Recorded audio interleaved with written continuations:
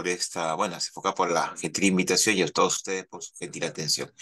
El día de hoy vamos a tratar varios temas según el programa que nos ha entregado CEFOCAP, pero no se preocupen, lo vamos a abordar en estas 2 horas. Vamos a hablar sobre acuerdos plenarios, jurisprudencia nacional e internacional, que son las resoluciones administrativas, teoría de la Constitución en la jurisprudencia constitucional, poder constituyente y reforma constitucional, a partir también de la jurisprudencia constitucional, concepto y concepciones de la Constitución y fuentes de derecho en la jurisprudencia constitucional, la interpretación constitucional, antinomias y lagunas normativas a partir de los casos resueltos por el Tribunal Constitucional. Pueden ir dejando sus preguntas por el chat eh, si tienen alguna que hacer, ¿no? Eh, Primero vamos a hablar del primer punto, ¿qué son los acuerdos plenarios? Ustedes han escuchado muchas veces hablar que son estos, ¿no? Son parte de la jurisprudencia, ¿sí? De la línea jurisprudencial, esencialmente del Poder Judicial, a través de sus resoluciones casatorias o básicamente resoluciones supremas que se dictan a partir de la interposición de un recurso de casación, básicamente, ¿no? Antes, bueno, está desapareciendo el Código de Procedimientos Penales, antes había pronunciamientos de la Corte Suprema a través de los recursos de nulidad, y ahora básicamente son los pronunciamientos de la Corte Suprema a partir de las sentencias casatorias. Y los acuerdos plenarios son aquella línea jurisprudencial que establece la Corte Suprema cuando ésta tenga un interés que los jueces tengan criterios comunes. Pero ¿a qué jueces va dirigidos? Va dirigido pues a los jueces de inferior jerarquía, esencialmente del Poder Judicial. Estamos hablando de jueces superiores, jueces de primera instancia y jueces de paz letrado. Entonces, pero no solamente es el establecimiento de criterios únicos, sino también de la unificación de la jurisprudencia. Es bien sabido que lamentablemente la jurisprudencia, sobre todo del Poder Judicial, no tiene un criterio uniforme, único. No existe una línea jurisprudencial como si existe de alguna manera a través de los precedentes vinculantes y de la jurisprudencia constitucional, especialmente de la señalada o la establecida por el Tribunal Constitucional, ¿no? Entonces, de allí que parte un esfuerzo por parte de la Corte Suprema para establecer una línea única, ¿no? Y en diversas materias, ¿ah? Materia civil, materia penal, materia laboral, contencioso administrativo, previsional, entre otros. Bueno, entonces, la Corte Suprema establece eh, una línea jurisprudencial a través de esta orientación jurídica, ¿no? Y además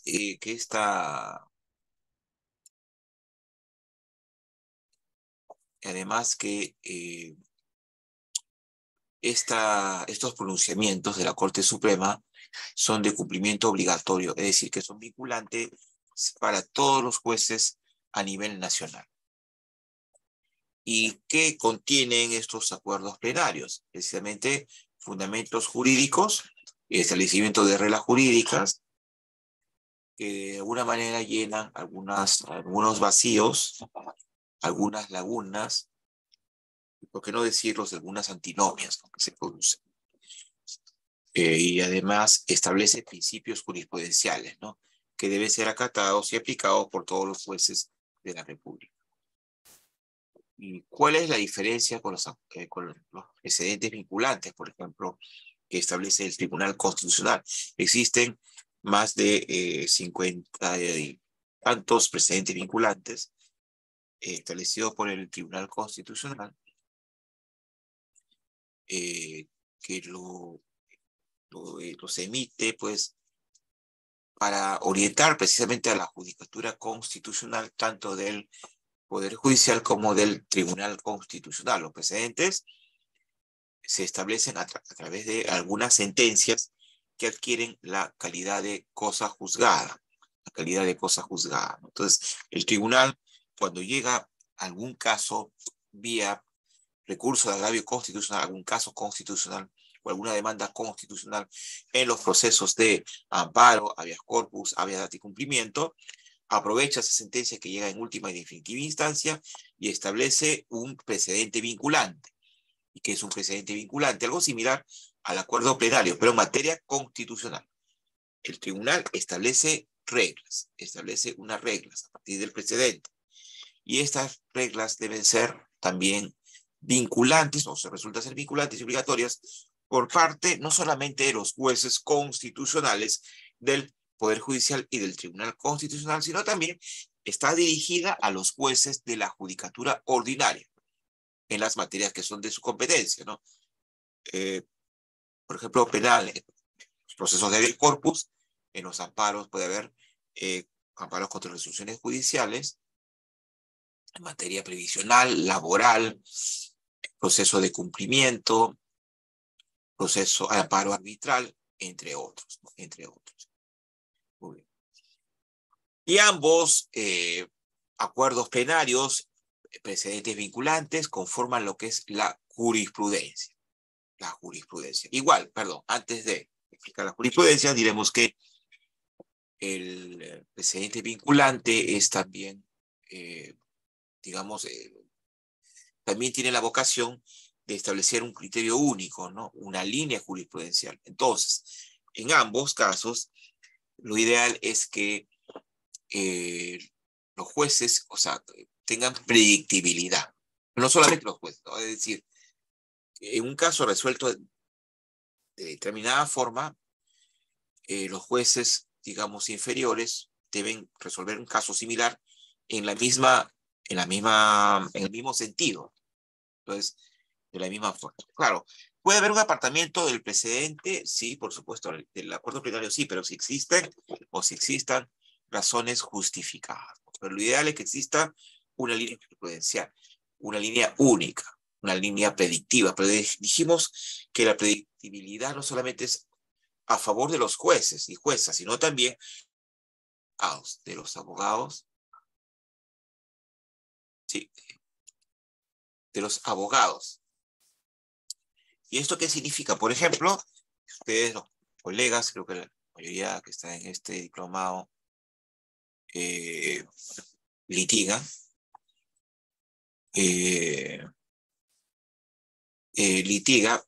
digamos, pueden invocar tanto el acuerdo plenario en su demanda, en el aspecto de fundamentación jurídica, como eh,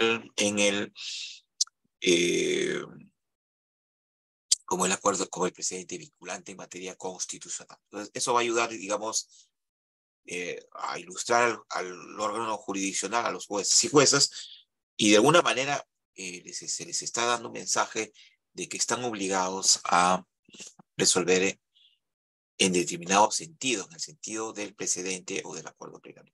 Aquí nos hace una pregunta, ¿no? ¿Por ningún motivo un juez o de primera instancia o superior puede apartarse del acuerdo plenario? ¿Hay excepciones? Yo creo que sí, ¿no? El derecho no es algo pétreo, ¿no? O sea, digamos, sí se podría apartar si es que, digamos, surge alguna circunstancia muy especialísima. Lo ideal es que no, pero si es una institución muy especialísima, o que marque la diferencia, podría, creo yo, apartarse de un precedente o un acuerdo plenario, ¿no?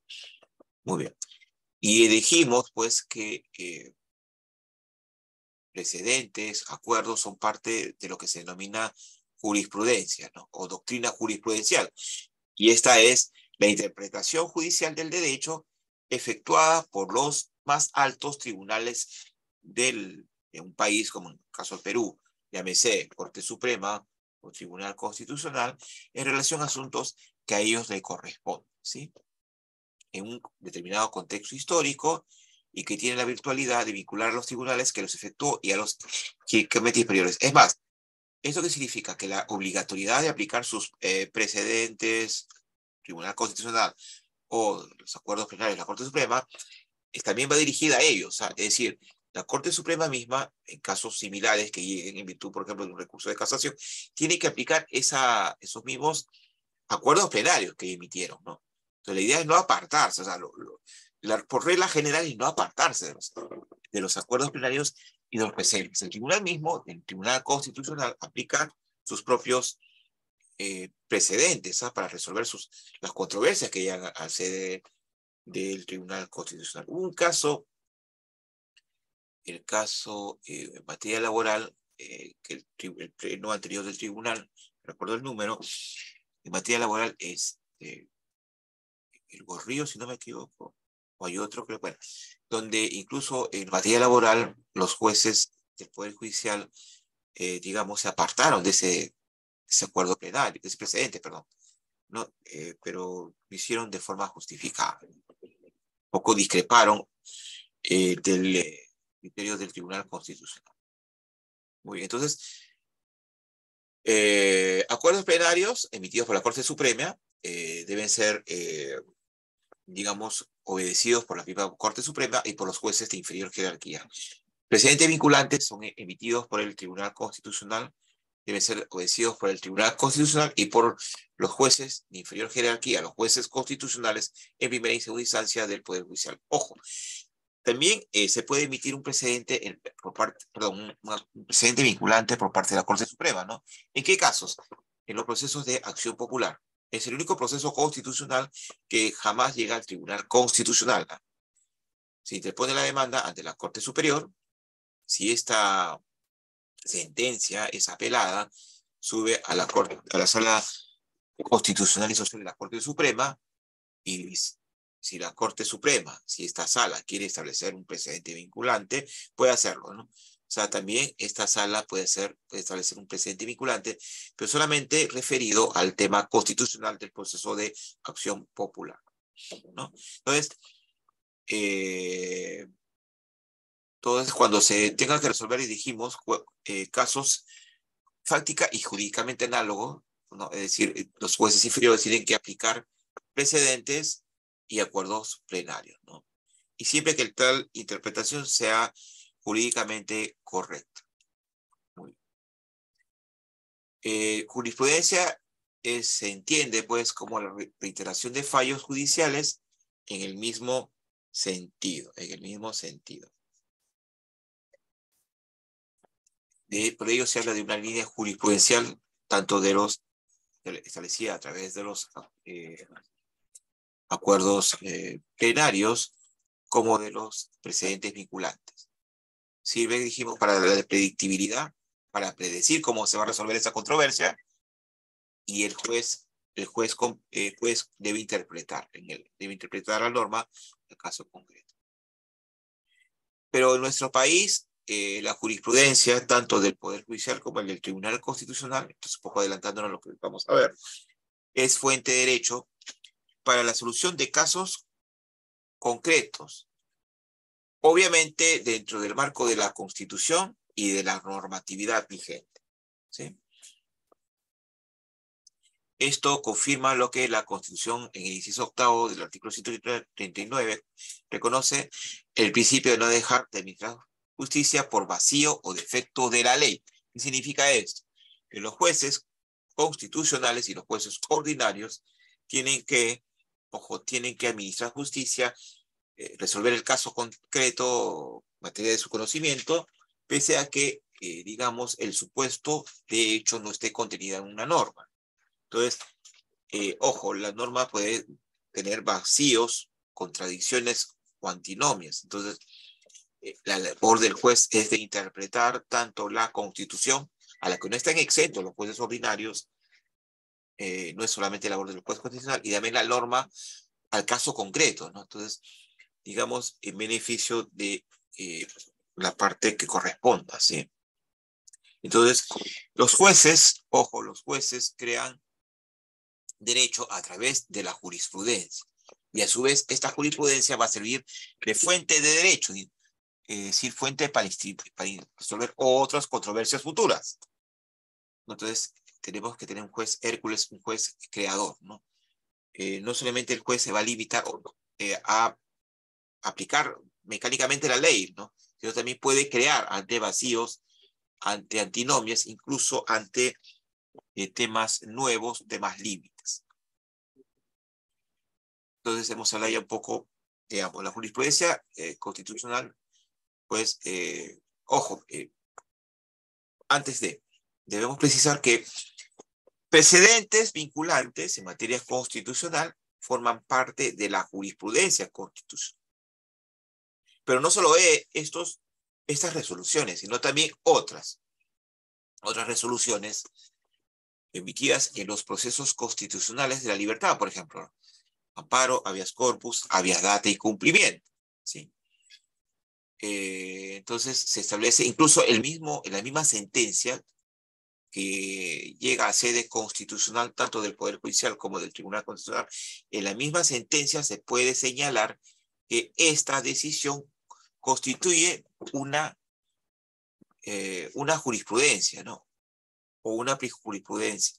Ojo, y de alguna manera, que todas las sentencias, si ustedes revisan las sentencias del Tribunal Constitucional en esos 4 procesos constitucionales de la libertad, vemos de que se sigue casi siempre una misma línea jurisprudencial, ¿no?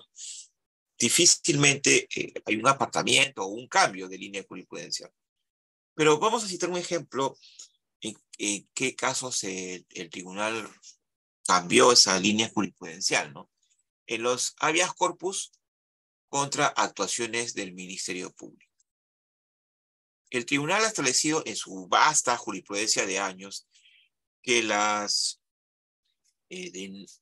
actuaciones del Ministerio Público son postulatorias, son requirientes, y no son decisorias respecto a la privación de la libertad de una persona. En principio, dice el tribunal. O sea, en principio, ¿no? Pero ¿esto qué significa? Que puede haber excepciones. En principio. Muy bien. Y el tribunal hace años establecía solamente esas 12 secciones, ¿no? ¿Cuáles eran estas? El ne bis in idem, procesal o material, y el plazo razonable de la investigación fiscal. Estas eran las 12 secciones.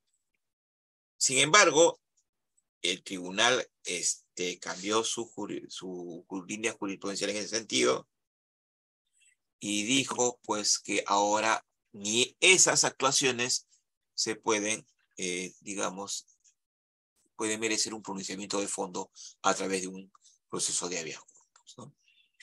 Salvo excepciones. Porque no olvidemos que con la aplicación del nuevo Código Procesal Penal en todos los distritos judiciales del país, digamos, el Ministerio Público, todos sabemos, es el titular de la investigación, ahora, es el fiscal instructor, como yo le digo, ¿no? Y defensor de la legalidad, ¿no? Por mandato constitucional y legal. Entonces, en esa actuación podría verificarse que el fiscal o la fiscal vulnere o amenaza algunos de los derechos conexos a la libertad personal o la libertad personal propiamente dicha. Por ejemplo, el fiscal puede ordenar, no sé, la detención compulsiva de una persona. Podría ser eso, o alguna otra actuación, ¿no? Muy bien. Entonces, hemos dicho que, y además, de alguna manera, las sentencias reiterativas del Tribunal Constitucional, que no son precedentes y que tampoco se señalen como doctrina jurisprudencial, porque la mayoría no se dice eso, también se puede decir que estas sentencias en general constituyen una línea jurisprudencial, una sola línea. Una sola línea. Entonces, que los casos, o sea, que eso que causa predictibilidad en el abogado, por ejemplo, abogado defensor, que si va a invocar una demanda constitucional y esta llega al Tribunal Constitucional, y si esa demanda, esa petición, ha sido resuelta en fallos anteriores, desestimatorios, entonces, ¿para qué, no? ¿Para qué invocar o para qué interponer una demanda, no? Por ejemplo, en habeas corpus, ¿no? La revaloración de pruebas y la suficiencia. El tribunal ha establecido en múltiples sentencias, en múltiples resoluciones, que si se va a invocar, ojo, se va a invocar temas, por ejemplo, referidos a que si el juez penal, al momento de condenar o sentenciar a una persona, evaluó mal esta prueba, no le dio el valor adecuado a la testimonial, o la testimonial no es fidedigna, o cuestiona la pericia, o cuestiona, por ejemplo, la declaración de la menor en delito de violación sexual, esa prueba que sirvieron para la condena del, del recurrente o el favorecido de la demanda de habeas corpus, ese tema se va a declarar improcedente, ¿no? Esa demanda se va a declarar improcedente. Entonces, digamos, existe predictibilidad para los jueces del Tribunal Constitucional, para los jueces constitucionales del Poder Judicial, y debe existir o debe advertirse esa predictibilidad por parte de los abogados defensores, para que no pierdan su tiempo, no se engañen a sí mismos y no engañen a sus patrocinados. Entonces, el tribunal hasta ahora sigue esa línea jurisprudencial. ¿Pudiera que se cambie esa línea jurisprudencial en el futuro? No lo sabemos. Tal vez sí, tal vez no. No, porque no olvidemos que la valoración de pruebas y su suficiencia, alegatos de inocencia, temas de mera legalidad, son temas que le competen al juez penal, por ejemplo. No. Vaya poniendo sus preguntas al respecto en el chat, doctores. Muy bien. Entonces, esas decisiones que emana el tribunal, porque el Tribunal Constitucional, a no dudarlo, establece una gran línea jurisprudencial, incluso en demandas que no van a ser estimadas, ¿ah? En demandas que van a ser desestimadas, que pueden ser declaradas infundadas, incluso improcedentes, ¿ah? El tribunal aprovecha para establecer, para decir algo. No, muy bien. Entonces, esas decisiones o esos fallos son expedidos a efectos de defender la superlegalidad, la jerarquía, el contenido, el cabal cumplimiento de las normas pertenecientes al bloque de constitucionalidad. ¿Cuál es la importancia de la jurisprudencia constitucional, no?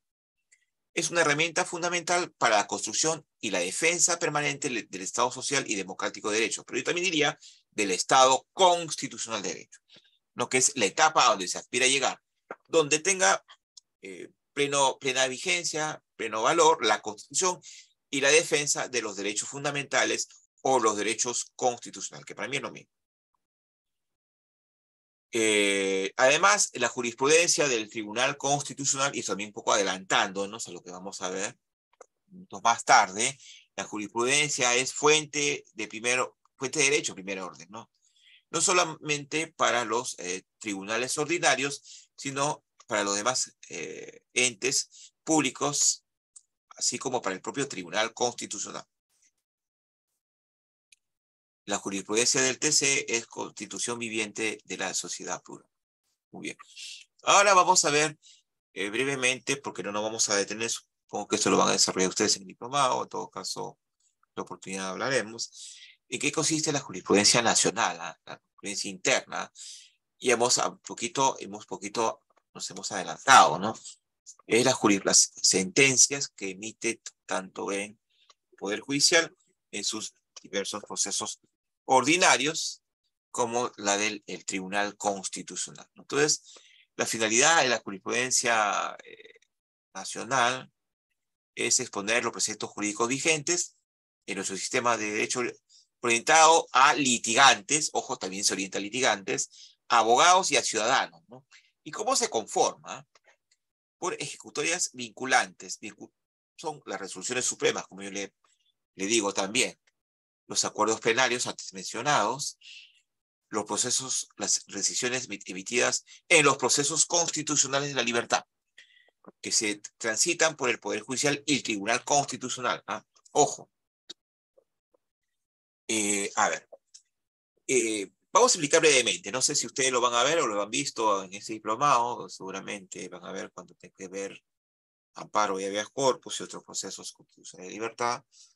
Estos, bueno, había dado cumplimiento, esta demanda tiene que interponerse ante el juez constitucional dependiendo de la competencia, ¿no? Que establece el nuevo Código Procesal Constitucional. Cuando se apele estas decisiones en segunda y definitiva instancia, lo conoce la Sala Constitucional del mismo distrito judicial a la que pertenece el juez emisor de la sentencia de primera instancia. Y cuando se interponga el recurso de agravio constitucional contra la sentencia de segundo grado en estos procesos, y esta es concedida, este es concedido, los actuados se elevan al Tribunal Constitucional para conocerlos en última y definitiva instancia. El Tribunal Constitucional es el órgano de cierre de la justicia constitucional en nuestro país. ¿Sí? El órgano de cierre. Muy bien. Si alguien no está conforme, podemos recurrir a estas decisiones ante la Corte Interamericana de Derechos Humanos. Muy bien, entonces, ¿qué más conforma la jurisprudencia nacional? El control difuso de la constitucionalidad, es decir, que los jueces, en un caso concreto, no solamente los jueces constitucionales, sino los jueces ordinarios, deben inaplicar una norma en un caso que conocen, cuando esta norma, en su aplicación, vulnere o amenace derechos fundamentales o derechos constitucionales y además contravenga la Constitución, contravenga algunos de los derechos, valores y principios que consagra precisamente la Constitución. Muy bien. Tenemos la jurisprudencia relevante establecida por los acuerdos plenarios, casaciones, la jurisprudencia en justicia ambiental cada día está más de moda, derecho al medio ambiente, sano y equilibrado, la jurisprudencia penal, incluso, doctores, colegas, incluso se puede invocar en un caso no solamente los acuerdos plenarios, sino también aquellas sentencias interesantes que aparezcan o hayan sido emitidas por jueces de instancias inferiores, ¿no? Corte Superior, jueces de primera instancia, incluso jueces de paz letrados en los procesos por faltas. Jurisprudencia civil, igual, laboral y de género. Está tan de moda la violencia de género. Existen procesos de violencia familiar, ¿sí? Violencia familiar. Incluso en estos procesos tramitados en virtud de la ley 31.364, si no me equivoco, 31.364, existe en el proceso especial donde la finalidad, y esto también se ha configurado muy bien, es emitir las medidas de protección y las medidas cautelares a favor de la víctima, que puede ser varón o mujer. Ojo, no es un tema, la víctima no solamente puede ser una mujer o denominados integrantes del grupo familiar. Por eso existe, como ustedes saben, el Ministerio de la Mujer y Poblaciones Vulnerables. Entonces, esos fallos, porque en buena cuenta esas medidas cautelares o medidas de protección que se emiten, dependiendo de los riesgos, de los tipos de riesgos, en buena cuenta también son jurisprudencia, también en línea jurisprudencial. Justicia emitida por la Corte Superior de Justicia especializada en lo penal, en lo civil, por la sala penal especial. Ahora que está tan de moda los delitos de corrupción de funcionarios. La prisión es preventiva, ¿no?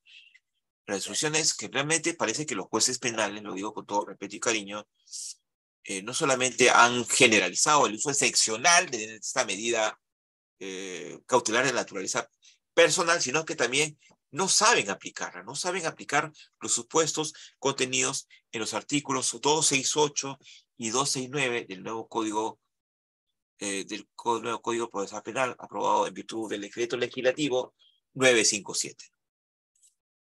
Y de esto ha dado cuenta, o esto ha sido advertido por el Tribunal Constitucional en las sentencias emitidas en las demandas de habeas corpus contra las resoluciones de prisión preventiva. Porque se ha dado cuenta de que estas resoluciones no están debidamente motivadas. Muy bien. Después también tenemos resoluciones sobre el derecho tributario interesantes. Existen juzgados y salas en materia tributaria. Incluso la Corte Suprema está habilitada. Son temas difíciles, ¿no? El tribunal también ve en el Tribunal Constitucional, en la Comisión de Asuntos Especiales, temas tributarios. Incluso sus sentencias han sido criticadas por la comunidad jurídica. Temas aduaneros también se ven, temas de mercado. Ahora, desde aquí unos 30 años que hemos entrado a la globalización, más de 30 años, 40 años, y además hemos entrado se ha establecido en el Perú la economía social de mercado, de libre mercado de las empresas, ¿no? Muy bien.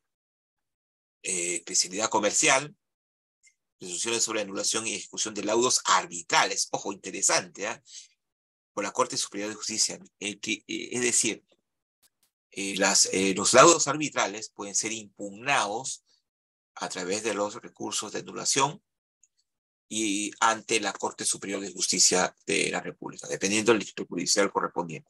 La mayor parte en Lima, ¿no? Entonces, digamos, si bien es cierto, justicia arbitral, parte de las formas especiales de negociación de proceso, de negociación, perdón, igual que con la conciliación. Bueno, el arbitraje lo establecen las empresas, ¿sí? Sin embargo, digamos, bueno, a través, ellas acuerdan en un contrato, estas empresas, puede ser empresa estatal con una privada o dos privadas, acuerdan que las diferencias, las aveniencias que se produzcan en la ejecución de un contrato sean tramitadas ante el arbitraje, ante el árbitro, ¿no? Que ellos designen, ¿eh? Y designen, nacional o extranjero, para evitarse, digamos, una un largo íter procesal que significaría llevar el tema, discutir el tema en sede del Poder Judicial tan recargado, ¿no? Como todos sabemos, tan recargado, ¿no? Entonces, eh, pero digamos, esta decisión del laudo arbitral, que se equivale a una sentencia interpartes, puede ser cuestionada por uno de ellos, por el perdedor, evidentemente, y a través del recurso de anulación, y sería materia de conocimiento por la Corte Superior de Justicia correspondiente. Ojo, el Tribunal Constitucional también se ha pronunciado sobre el tema de amparo arbitral. Muy bien, esto de repente lo ven ustedes en otra clase con otro docente. Después tenemos derechos humanos, están de moda, ¿no? Crímenes de lesa humanidad, ¿no? En materia penal, en materia constitucional, porque la violación de derechos humanos, crímenes de lesa humanidad, son delitos, en una cuentas, sancionados, pero también pueden ser conocidos por la Judicatura Constitucional. Entonces, vayan dejando sus preguntas en el chat, colegas, vamos a ir respondiendo. Bueno, eso de la Judicatura nacional, ¿no? Ahora, la jurisdicción internacional o la que emana la jurisprudencia internacional o emite la jurisprudencia internacional, constituye fuente primaria de conocimiento para el estudio y comprensión del derecho internacional público, esencialmente, ¿no? Y está comprendido por un conjunto de normas convencionales consuetudinarias, así como por doctrina y la práctica. Ojo, ¿eh? Bueno, el derecho internacional nació más que nada de la práctica. Incluso yo diría, a no dudarlo, que el derecho internacional público nace del derecho internacional privado, ¿eh? Ustedes recordarán, ¿no? El establecimiento de relaciones comerciales entre países y lugar a pactos, ¿no? Pero es otro tema. El derecho internacional público surge a través de los pactos, tratados y convenios que celebran los estados. ¿Para qué? Por ejemplo, como el Estado peruano. ¿Para qué? Lo celebra precisamente para respetar y no amenazar los derechos humanos de aquellas personas o de sus connacionales, de los connacionales de este país. Por ejemplo, el Perú, ¿no? El Perú ha celebrado varios pactos, tratados, convenios en materia de derechos humanos.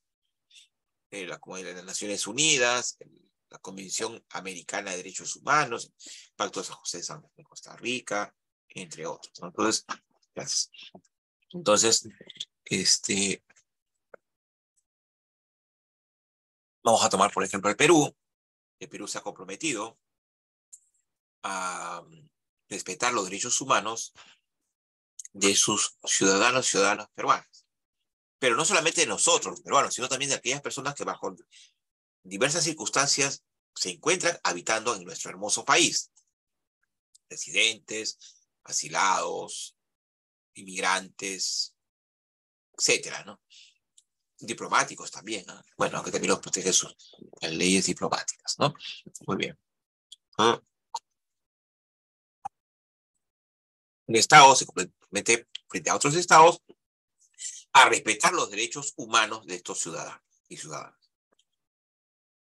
Y también cuando tenga conocimiento que alguno de sus servidores, funcionarios, viola derechos humanos de una o varias personas, el Estado tiene la obligación de investigar y sancionar a través de sus órganos de justicia correspondientes, ¿no? Si no lo hace, también estaría siendo emplazado, ¿no? Demandado ante la Comisión Interamericana de Derechos Humanos. No sé si ustedes de repente van a ver esta en otra clase, el trámite.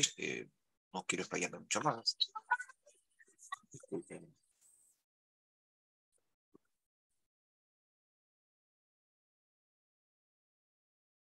Muy bien.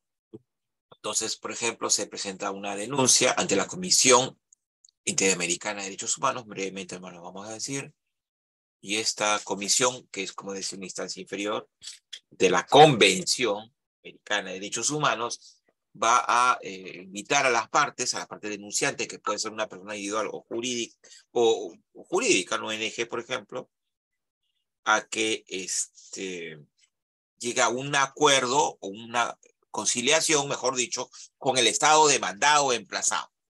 Si no se llega, la convención, la comisión va a publicar sus resultados o presentar el caso, elevarlo ante la Corte Interamericana de Derechos Humanos, que es la parte litigiosa, la parte contenciosa, ¿no? Donde incluso puede haber audiencias, toma de declaración de testigos, va a haber valorar de pruebas, etcétera, etcétera, y emitirá las famosas sentencias, ¿sí? Muy bien. Esto es para referirnos básicamente al órgano principal internacional de que emite pronunciamientos cuando se denuncie la violación de derechos humanos. Habría que hacer una precisión, ¿eh? Cuando hablamos de derechos humanos, son aquellos que son materia de estos tratados internacionales. Pero la concreción de estos derechos humanos a nivel interno, doméstico, peruano, se denomina derechos fundamentales o derechos constitucionales. Muy bien. Habría que hacer una de... Entonces, si yo quiero defender o quiero llevar este caso, una vez agotadas las instancias internas, porque primero hay que agotar las instancias internas, ya sea en el Poder Judicial o en el Tribunal Constitucional agotado, y no encontré yo, no se estimó mi pretensión, puedo acudir a estas instancias internacionales. ¿Sí? Pero puede haber excepciones a estas reglas, ¿no? Cuando no en el país no tiene, digamos, o no fue posible que la víctima o que denuncia haya acudido a estas instancias internas. O haya riesgo de irreparabilidad, entre otras excepciones, ¿no? Entonces, cuando es a nivel internacional se habla de derecho convencional. Y cuando es a nivel interno, derecho constitucional. O control de convencionalidad o control de constitucionalidad. Es un medio auxiliar para la determinación de las reglas de derecho a aplicar a la solución de controversias internacionales. Bueno, básicamente vamos a tomar como ejemplo, hay varios, ¿no?, instrumentos internacionales. Pero básicamente, para la clase del día de hoy, vamos a tomar como ejemplo los pronunciamientos o las decisiones de la Corte Interamericana de Derechos Humanos. Muy bien. Y esta está conformada por el Sistema Interamericano de Protección de los Derechos Humanos, la famosa Corte Interamericana, que repito, es el lado litigioso propiamente dicho, no conciliatorio, sino litigioso, donde va a ser emplazado el Estado denunciado. Entonces, esta emite sentencias que establecen una línea jurisprudencial. Emite diversas materias, no sé si ustedes han visto, en materia sustantiva, en materia de derechos fundamentales de naturaleza procesal, por ejemplo, derecho a la vida, es una cuestión muy sustantiva, ¿no? O la tortura, tratos o penas crueles, inhumanos o degradantes, pero también aspectos procesales. ¿Cuáles? ¿No?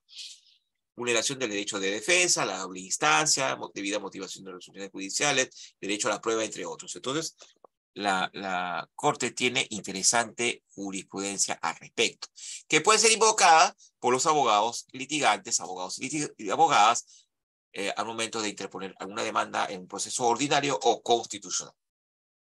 También puede ser invocada o fundamentada o servir de fundamentación por parte de los jueces de la judicatura ordinaria o de la judicatura constitucional. Después tenemos La protección de derechos y libertades en el sistema judicial interamericano, el amparo interamericano, porque no existe el habeas corpus interamericano. El amparo es una creación mexicana, ¿sí? Mexicana, ¿no?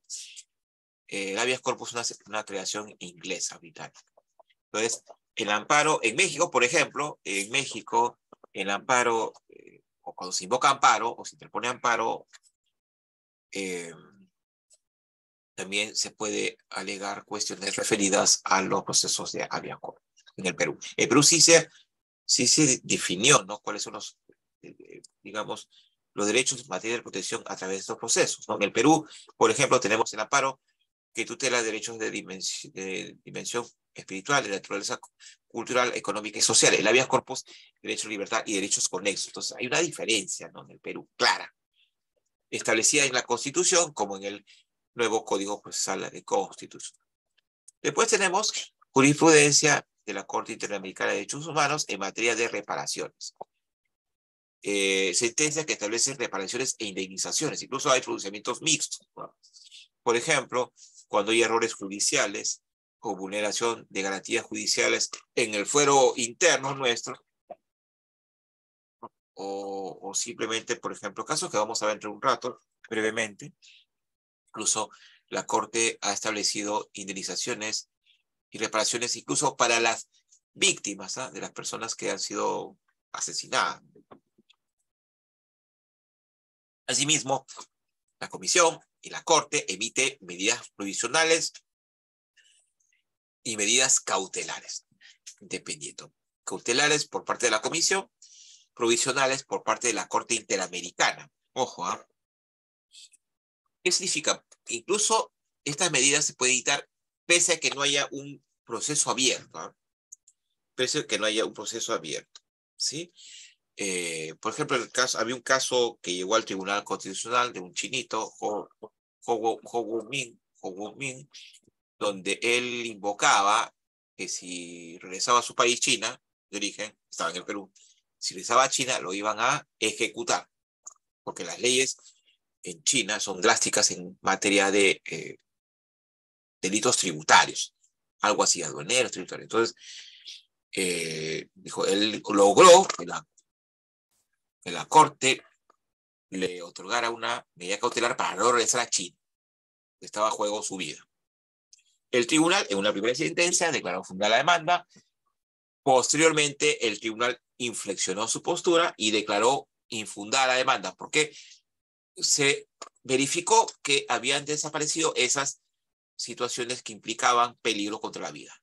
Porque China había garantizado que no se le iba a ejecutar. Entonces, el chinito debe estar ya en su país de origen. Muy bien. Por ejemplo, Perú tiene casos como donde ha perdido por goleada también. Loaiza Tamayo versus Perú. Esta señora, brevemente, como vamos a decirlo, profesora universitaria, fue detenida, acusada o imputada por delitos de terrorismo, y durante su detención fue torturada, fue violada por efectivos policiales, lamentablemente, ¿no? La lucha contra el terrorismo no debe implicar, pues, vulneración de derechos fundamentales. No estamos diciendo que la señora sea responsable, para nada. Un caso muy sonado, ¿no? El Perú se declaró fundada la demanda contra el Perú, ¿eh? Después el caso Barrios Altos, Barrios Altos y La Cantuta contra el Perú, ambos emitieron sentencias donde también Barrios Altos, el famoso grupo Colina, ¿se acuerdan ustedes? Ingresó a una apoyada en una, ¿cómo se dice? Una zona de estas quintas, una quinta, y acribilló a los participantes, ¿no? Mató a la mayoría, quedaron 4 heridos, uno de ellos discapacitado permanentemente. Y en La Cantuta, en una madrugada, ingresaron a la Universidad de La Cantuta, capturaron a profesores y estudiantes, se los llevaron, personal del ejército, el grupo Colina también, los asesinaron, ¿no? Enterraron sus restos, ¿no? Hasta ahora siguen apareciendo, ¿no? Entonces, en la época de Fujimori. Entonces, para estos casos se emitieron leyes de amnistía, no sé si ustedes recuerdan, esos dos casos, y por la cual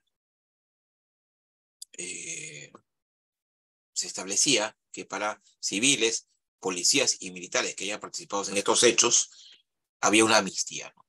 Y el tribunal, perdón, la Corte Interamericana estableció que esas leyes, habían dos leyes, eran incompatibles con los derechos que establecía la Corte Interamericana.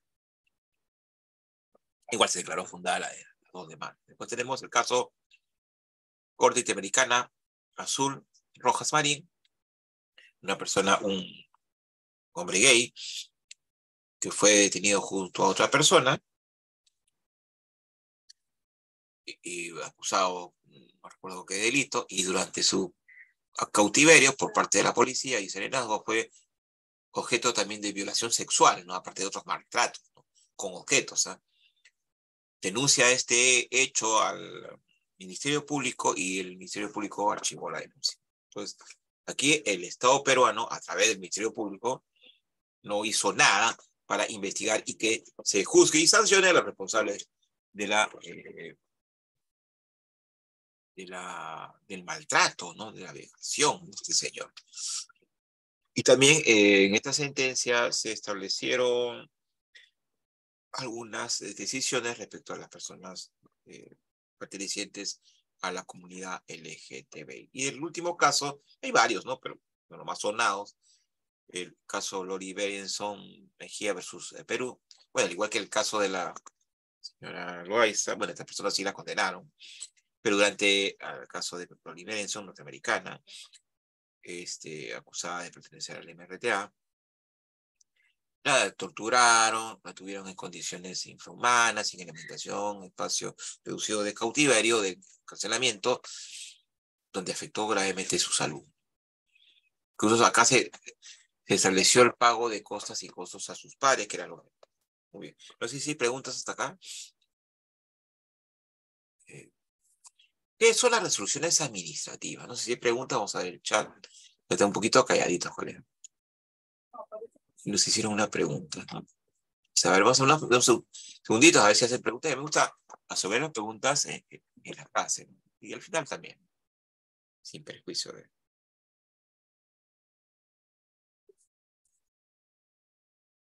de repente quieran hacer con micrófono.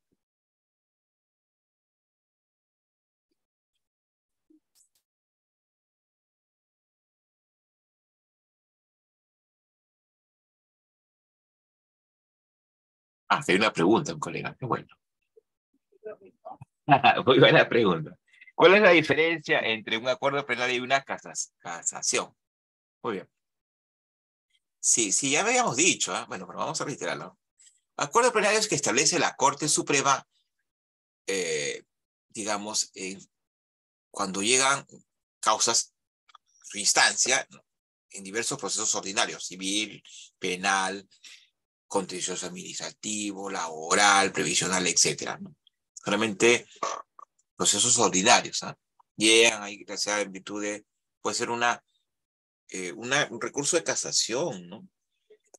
Y los precedentes, me dijo, ya entendí la pregunta. Claro, acuerdos plenarios, básicamente, a ver,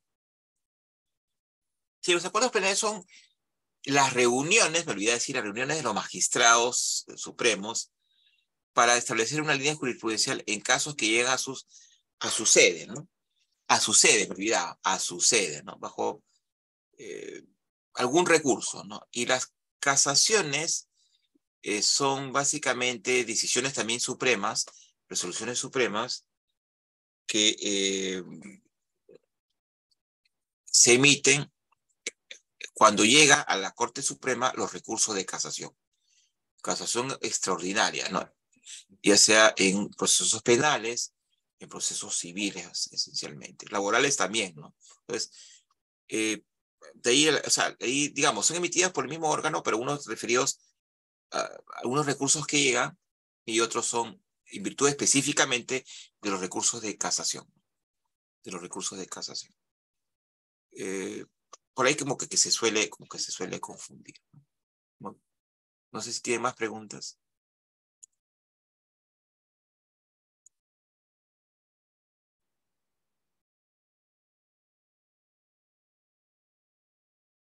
Muy bien. Vamos a seguir verificando. Ahora también existen resoluciones administrativas, pero las resoluciones administrativas no son resoluciones jurisdiccionales propiamente dichas, no son resoluciones emitidas por diferentes entes administrativos, ¿no? Por ejemplo, incluso el mismo Poder Judicial puede emitir resoluciones administrativas, ¿ah? Pero en temas no jurisdiccionales, ¿no? Puede ser en temas de ámbito de organización interna, ¿no? El Tribunal Constitucional también, ámbito interno. O puede ser también las municipalidades, gobiernos regionales, el Ejecutivo, los ministerios, universidades nacionales, etc. Muy bien. Entonces, y las resoluciones administrativas pueden, digamos, devenir en un acto contencioso, por así decirlo, o no contencioso. No jurisdiccional, sino contencioso. O no contencioso, ¿no? En virtud de una actuación rutinaria. ¿Qué es una resolución administrativa? Es un acto administrativo de contenido decisorio que afecta a los derechos e intereses de los administrados, emitido por autoridad o funcionario público de forma oral o escrita. Ahora, por lo general, las resoluciones administrativas se dictan también en virtud de la interposición de algún pedido, de algún recurso. Sí, de algún pedido, de algún recurso. Por ejemplo, en materia tributaria, puede haber una resolución administrativa que ordene el pago de determinado impuesto. Impuesto por la SUNAT o también por la SAT o también por la municipalidad, ¿no? Determinada, ¿no? Pero puede haber, digamos, una resolución administrativa emitida en un proceso contencioso, por ejemplo, un proceso contencioso administrativo. Un deudor, por ejemplo, en la SAT, la Superintendencia de Administración Tributaria de Lima, de la Municipalidad de Lima, ¿no?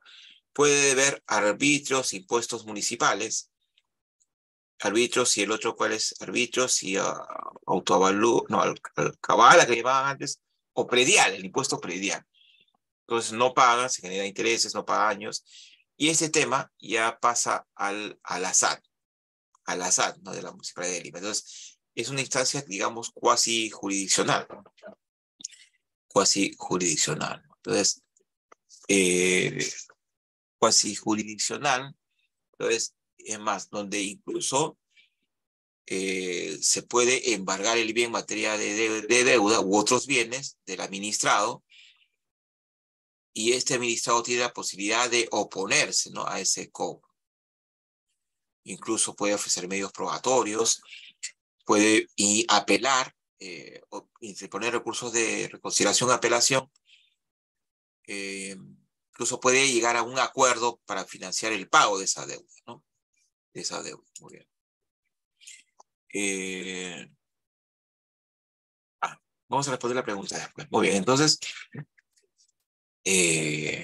incluso se puede interponer una demanda para aclarar nulidades del proceso contencioso administrativo, una demanda ante el Poder Judicial. Entonces, digamos, son casi, digamos, y esta resolución administrativa tiene que tener también el deber que, o deben ser emitidas también de formas motivadas, igual que las resoluciones ordinarias, ¿no?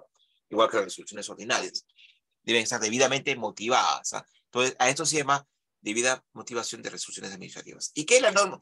¿Qué norma se aplica? La norma, la 27.444, Ley del Procedimiento Administrativo General, ¿no? ¿Qué podemos decir de una resolución administrativa? Es un documento de carácter oficial, emitida por el ente administrativo, la autoridad administrativa, ¿no? Que contiene la declaración decisiva de la autoridad administrativa sobre un asunto de su competencia. Puede ser diversas competencias. La ley 27.444 define al acto administrativo como actos administrativos de las declaraciones de las entidades que en el marco de normas de derecho público están destinadas a producir efectos jurídicos sobre los intereses, obligaciones o derechos de los administrados dentro de una situación concreta, ¿no? Para que surta efecto esta resolución administrativa debe ser expedida por la autoridad competente al amparo de las normas vigentes y en observancia de las normas del procedimiento administrativo correspondiente. Por eso también se habla de un procedimiento administrativo, ¿no? De un procedimiento administrativo. La resolución administrativa se formula por propia iniciativa, por encargo o disposición superior en la asesoría jurídica o legal en el órgano a cuya área de competencia corresponde la medida adoptada. Entonces, incluso hay casos donde pasa por el área legal, ¿no? Para una opinión. Muy bien. Ahora vamos a hablar ya temas un poco más constitucionales, a la luz, pues, de la jurisprudencia del Tribunal Constitucional. Nos hacen una pregunta acá. Buenas noches, dice. Las resoluciones ordinarias pueden ser revisadas por jueces constitucionales y pueden ser revocadas. ¿En qué artículo me baso para ello? Muy bien. Ahora, existen resoluciones emitidas en procesos ordinarios, por ejemplo, en materia civil, en materia penal, en materia laboral, en materia contenciosa administrativa, ¿qué más tenemos? Pensionaria, ¿no? Etcétera, etcétera, ¿no? Comercial, de lo que hemos visto, ¿no? Entonces, digamos, se puede denunciar la vulneración de derechos fundamentales a través de la emisión de estas resoluciones, sí. Cuando estas resoluciones no estén, por ejemplo, debidamente motivadas y afecten o amenacen derechos fundamentales de la persona. Muy bien. Se puede interponer una demanda de amparo contra, esto se llama amparo contra resoluciones judiciales. Está previsto en el artículo 200 de la Constitución y en el articulado correspondiente del nuevo Código Procesal Constitucional. No recuerdo exactamente. Igual se puede interponer habeas corpus contra resoluciones judiciales, pero cuando estas resoluciones vulneren o amenacen el derecho a la libertad personal y a los derechos conexos. De esto mismo hemos hablado, ¿no? Pero además se requiere que estas resoluciones tengan la calidad de firmes. Por ejemplo, si se cuestionan sentencias en procesos ordinarios, ya sea civiles o penales, se requiere que estas decisiones hayan sido apeladas, impugnadas al interior del proceso ordinario y que éstas hayan sido confirmadas. Entonces, el amparo y el habeas corpus pueden ser dirigidos contra ambas resoluciones, contra la primera y la segunda que confirma o directamente contra la segunda que confirma, ¿no? Por ejemplo, sentencias penales se pueden cuestionar a través del habeas corpus, pero también del amparo. No sé si con esto respondo a la pregunta, colega. ¿Quedó claro? Ojo, los procesos constitucionales de la libertad de invención son residuales, ¿ah? Son excepcionales. Lo ideal es agotar las instancias internas, ¿ah? No sé si con esto queda clara la respuesta. Entonces vamos a avanzar esta última hora que nos queda sobre la teoría de la Constitución y la jurisprudencia, ¿no? Vamos a ver. La teoría de la Constitución, básicamente el tribunal lo ha desarrollado, bueno, en proceso de, vamos a ver más adelante, porque acá tampoco mezclados los temas, ¿no? En proceso de inconstitucionalidad competencial, pero básicamente cuando se refiere a los procesos constitucionales de libertad y mención, está referido a los derechos fundamentales y a la dignidad, ¿no? Por ejemplo, hace mención en la jurisprudencia a Peter Haberle, la sentencia emitida en el expediente 3326-2017, proceso de habeas corpus del Tribunal Constitucional, y nos habla de a Haberle y su doctrina de la Constitución referida a la persona humana, ¿sí? Por ejemplo, ¿no? Y hace referencia a la sentencia 42-2014, ahí que es proceso de inconstitucionalidad o acción de inconstitucionalidad, /TC, fundamento 1. El enfoque social de la persona humana se condice con el derecho, o con el hecho, perdón, con el hecho que el Estado peruano, ojo, los ciudadanos pertenecen a una sociedad que es heterogénea. O sea, nos habla del Estado peruano, y todos lo sabemos, es una sociedad heterogénea, ¿no? Tanto en sus costumbres como en sus manifestaciones culturales. Por eso, la Constitución peruana de 1993, con acierto, ha señalado o ha reconocido a la persona humana, o sea, al ciudadano peruano peruana, como miembro de un Estado multicultural y poliétnico. Tenemos diversas vertientes culturales o manifestaciones culturales, música, danza, comida, vestimenta, etcétera, idiomas también, más de 40 idiomas o lenguas, y somos un país diversos étnicamente, ¿no? Tenemos todas las sangres en el Perú. Sí. Y además no debe desconocerse, ojo, la existencia de pueblos y culturas originarios y ancestrales del Perú, de la cual la gran mayoría de peruanos somos sus descendientes. La Constitución reconoce la existencia legal de las comunidades campesinas y nativas, son muchos en nuestro país, ¿no? Así como su personería jurídica. Además, impone al Estado la obligación de respetar su identidad cultural, así como reconocer la existencia de poblaciones afroperuanas y de otras tradicionalmente arraigadas en nuestro país. Muy bien. ¿Qué más? En el expediente 0003-2022 PES, proceso de competencial y HTC, recién cito nomás, señala que los actos parlamentarios del Congreso se combinan con el control por mor de lo que Lowenstein, que es un ideólogo del derecho constitucional, denomina el sistema de frenos y contrapesos, lo que se denomina el equilibrio de poderes, ¿sí? Pero los mecanismos de control constitucional no son todos los de carácter jurisdiccional. Algunos son políticos y la razón de ello es que son los actos mismos, ¿no? Entonces esto nos habla en la teoría constitucional también, ¿no? Entonces, la configuración como acto de poder puede tener efectos políticos exclusivamente y otros pueden incidir en derechos fundamentales. Entonces, nos habla que los actos políticos existen en nuestro país pueden incidir en los derechos, diversos derechos fundamentales que tenemos, tanto las personas naturales como las personas jurídicas de derecho público y privado. Evidentemente, distintos derechos, ¿no? Estos son los que admiten el control jurisdiccional conforme al diseño que cada constitución adopte. Nuestro sistema constitucional que ha adoptado es el sistema compartido de justicia constitucional. Un poco de lo que ya veníamos diciendo, ¿no? Es decir, que,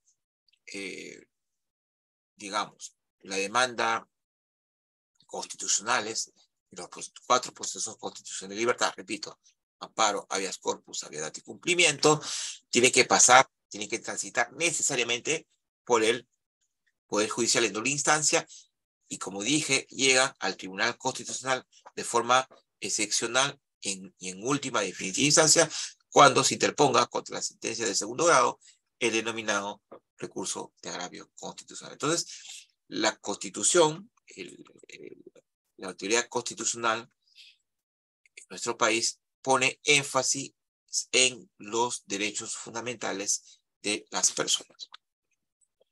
En el expediente 006-2019, conflicto competencial o proceso competencial TC, nos habla también de Karl Lowenstein, toma mucho en cuenta, y dice que la diferencia del proceso político en el Estado constitucional, que ya también hablamos, repito, prima la Constitución, los derechos fundamentales, y la autocracia radica que las diferentes actividades estatales están distribuidas entre varios independientes detenedores del poder, ¿no? El Estado no es uno solo, no es como un Estado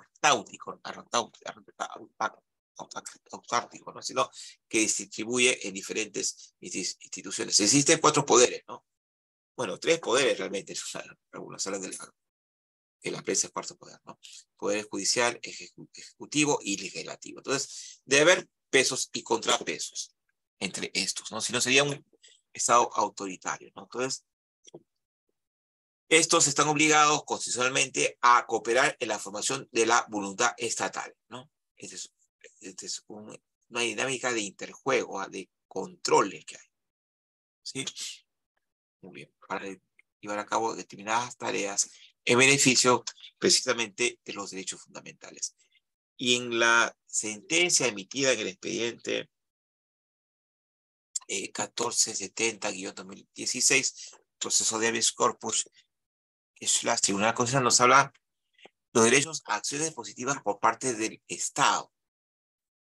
También ponen énfasis en sus derechos fundamentales, pero esta vez hace mención a Carl Schmitt, teórico alemán, ¿sí?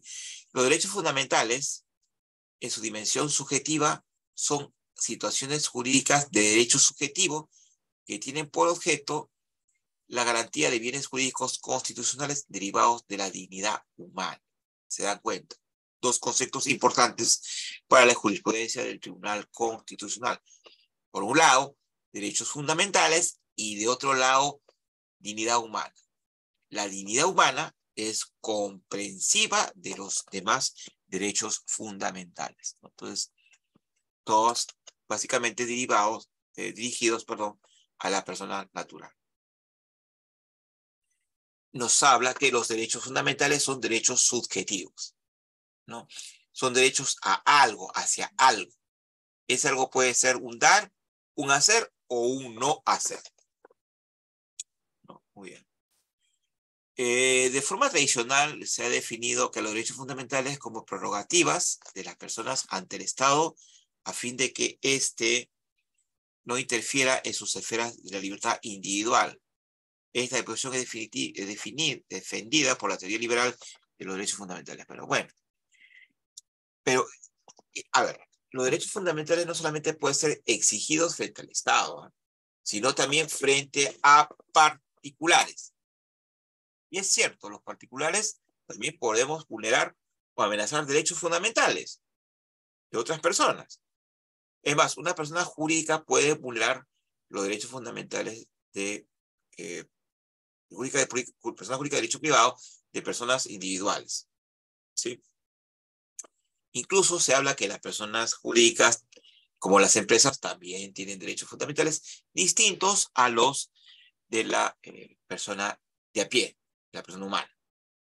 Ahora, por ejemplo, si alguien cierra una calle, una vía pública, que no es una vía principal, con una tranquera o una rejas batientes, y para ello, o sea, bajo pretexto de seguridad ciudadana, que es muy creciente en nuestro país, y en realidad no pide autorización de la municipalidad distrital para la colocación de rejas, esta puede ser una decisión arbitraria y la judicatura constitucional, como lo ha hecho el Tribunal de Jurisprudencia, puede ordenar el retiro de esas rejas. El retiro de esas rejas. Muy bien. El poder constituyente, no sé si ustedes han escuchado hablar del poder constituyente y el poder constituido, ¿no? No sé si tengan más preguntas, vayan dejándolo, colega. Vayan dejando sus preguntas.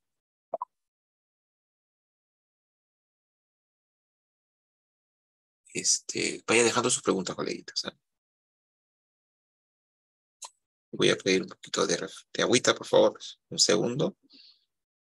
Porque como dice la canción, al que toca y al que canta se les seca la garganta, ¿no? Al que expone también, ¿eh? Un momentito, por favor.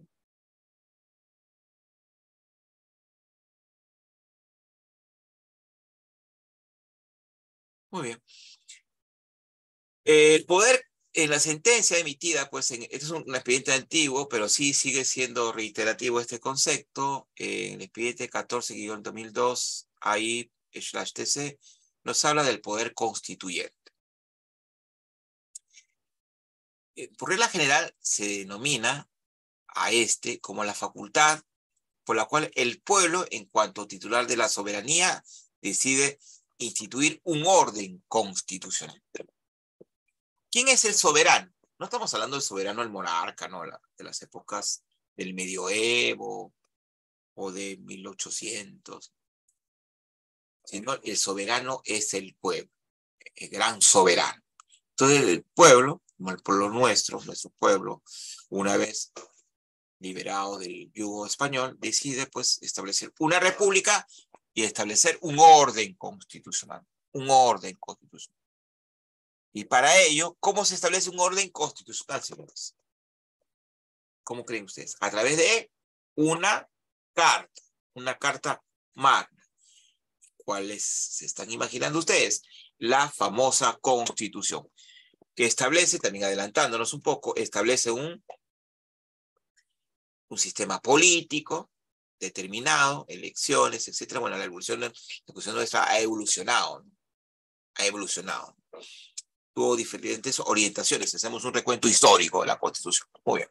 Entonces, el pueblo, de forma voluntaria, el pueblo soberano, pueblo libre, no estamos hablando del distrito, sino el pueblo libre, decide establecer un orden constitucional determinado, bajo ciertos influjos, ciertas influencias políticas, ideológicas de los doctrinas. Entonces, establece o impone una constitución, y esta va a establecer, esta es una carta política, pero también esta constitución ha evolucionado y se ha convertido en una carta jurídica, una norma jurídica, una norma suprema jurídica.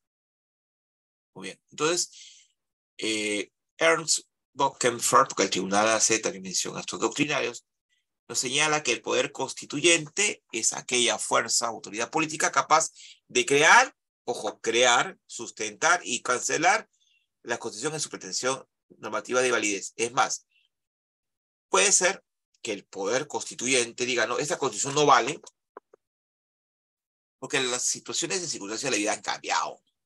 Vamos a instaurar una nueva Constitución. ¿Se acuerdan ustedes?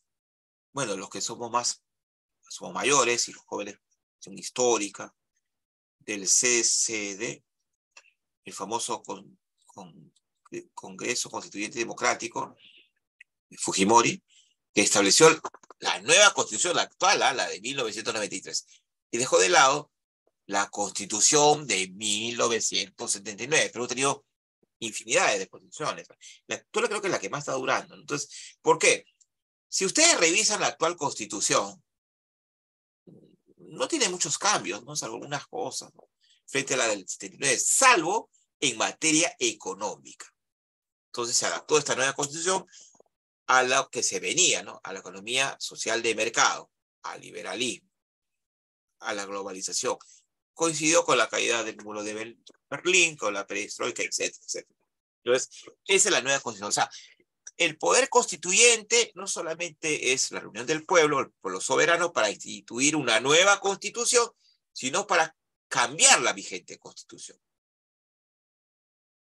Formas hay varias, ¿no? Golpes de Estado, o la dictadura blanca, como se dijo con Fujimori, etcétera, ¿no? Entonces,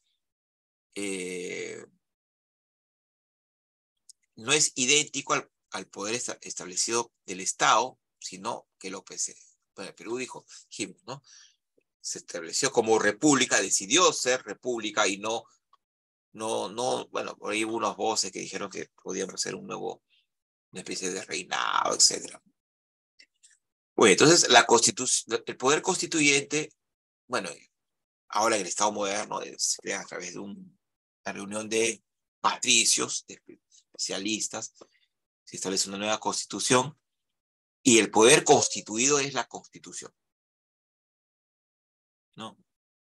Entonces, la constitución es la creación del poder constituyente. El poder constituido, repito, es la constitución. Su creación es el poder constituyente, su creador, mejor dicho, su creador. El creador de la constitución es el poder constituyente, ¿no? Entonces, el poder constituyente deposita en la constitución las intenciones del poder constituyente, los objetivos del poder constituyente. Sea pues para dotar de organización al Estado o para reconocer derechos de la persona. Entonces, un poco adelantándonos, Constitución es un instrumento político, pero también jurídico. Político porque establece, por ejemplo, en el Perú los poderes del Estado, poder judicial, ejecutivo, legislativo, etcétera. del Estado, sino también que reconoce los derechos fundamentales, los derechos básicos de la persona, la mayoría dirigidos por la persona natural, ¿no? Desde el artículo 1, la persona humana es el bien supremo, la sociedad del Estado, etcétera, etcétera, y una serie de derechos a la educación, a la salud, a la libertad, seguridad personales, a la libertad de expresión, de opinión, de religión, del trabajo, ¿no?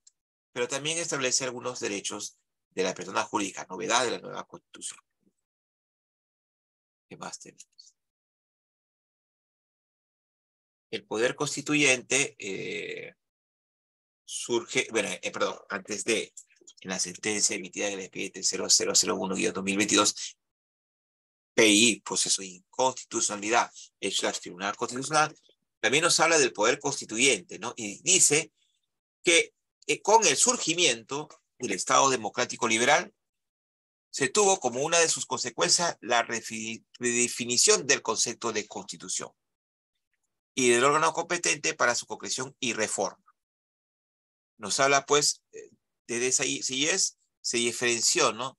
Lo que es poder constituyente y lo que son poderes constituidos.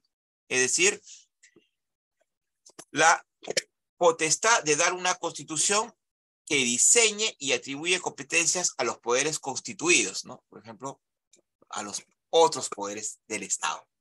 ¿Cuáles son estos? Dijimos, ejecutivo, legislativo, judicial.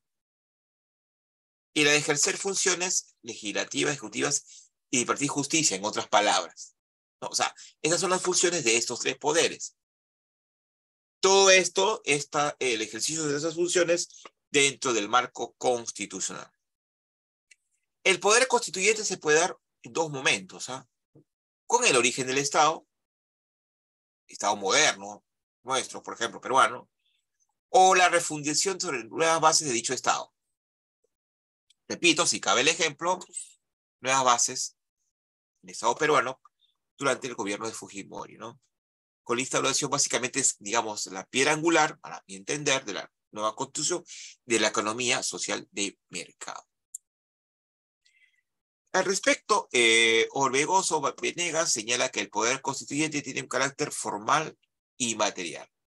El primero se instituye y funciona con el objeto de dar una constitución a un Estado, de proveer de una constitución a un Estado que nace por primera vez, o sea, primera constitución de Perú que tuvimos, la de 1823, por ejemplo, o que se decide cambiar la constitución peruana. En el Perú se cambiaron, ya hemos dicho, varias constituciones, ¿no? Con diferentes matices, hasta la actual de 1993. El carácter material del poder constituyente está determinado por el objeto de normación o la materia constitucional. Esto está determinado, esto es la función por sí misma en cuanto se elegir la materia constitucional que por principio corresponde al poder constituyente. Muy bien.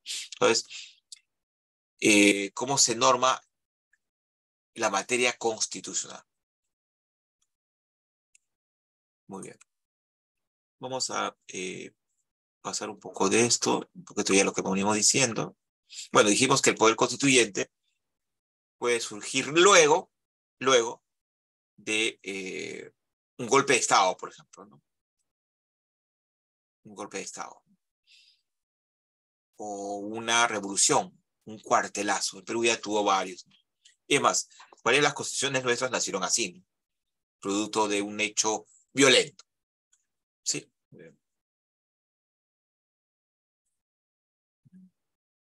Vamos a avanzar un poco. En la sentencia emitida en el expediente 003-2022, proceso competencial /TC, el actual magistrado el del Domínguez Jaro, hizo o estableció un voto singular importante, ¿no? Nos dice que la Constitución es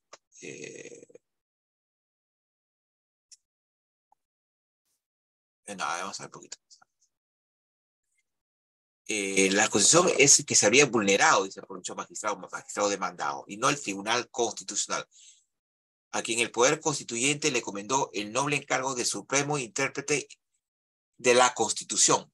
Esa, el constituyente, el poder constituyente, creó el Tribunal Constitucional y lo estableció en la Constitución y dijo que tú vas a ser el supremo intérprete de la Constitución y además su máximo defensora. ¿Por qué? Porque va a defender no a la Constitución como carta misma, sino a los derechos, bienes, valores y principios que ésta contiene, ¿no? ¿Y cómo lo va a hacer? El Tribunal Constitucional a través de su vasta jurisprudencia. Muy bien. El tribunal tendrá la última palabra y todas sus decisiones son vinculantes o las interpretaciones son vinculantes. Bien.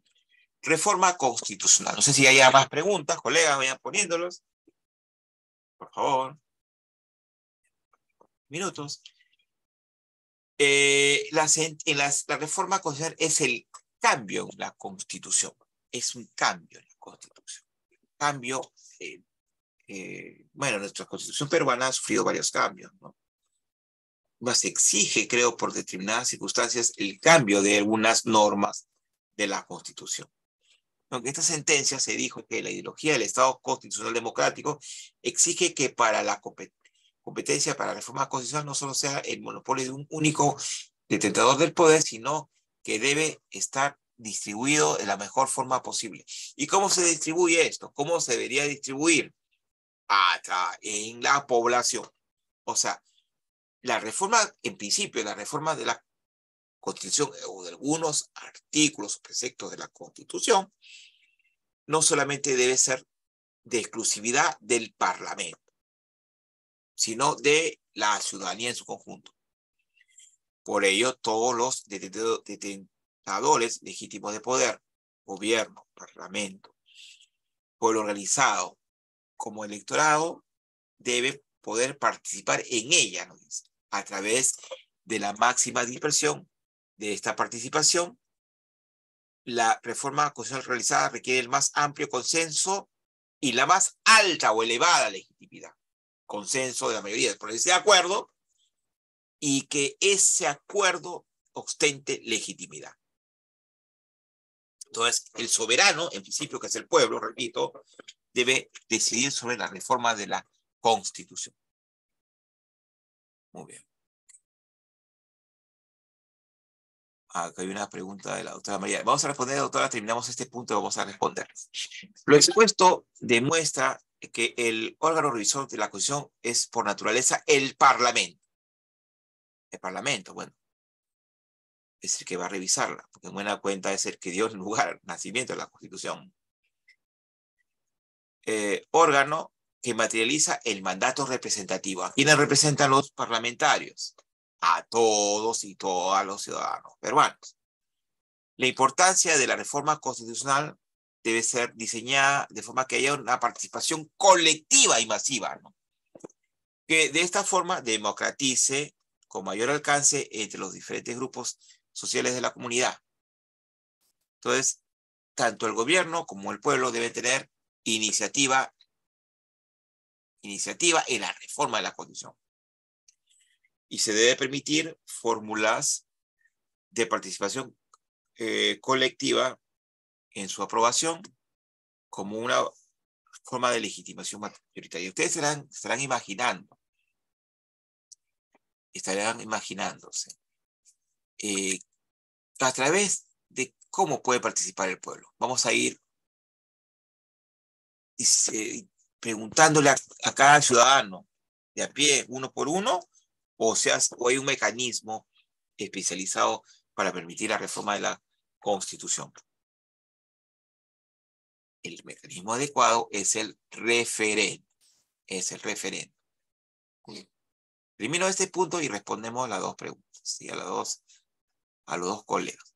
En el caso peruano, el artículo 206 de la Constitución prevé el poder de revisión constitucional y combina dicho nivel de participación al permitir que, o sea, se revisa para reformar la Constitución, ¿no? Primero, que el gobierno pueda presentar una iniciativa de reforma constitucional. ¿Puede ser lo ejecutivo? Por supuesto que sí, ¿no?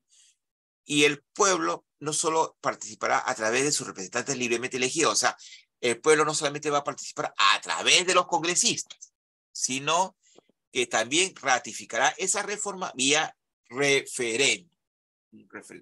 Tanto se habló en este país, en nuestro país, del referéndum. El artículo 206 de la Constitución de 1993 establece lo siguiente, ¿no? Toda reforma constitucional debe ser aprobada por el Congreso con mayoría absoluta del número legal de sus miembros, mayoría de congresistas, y debe ser ratificada mediante referéndum. Pero hay una excepción a esto, del referéndum, nada más. ¿Ah?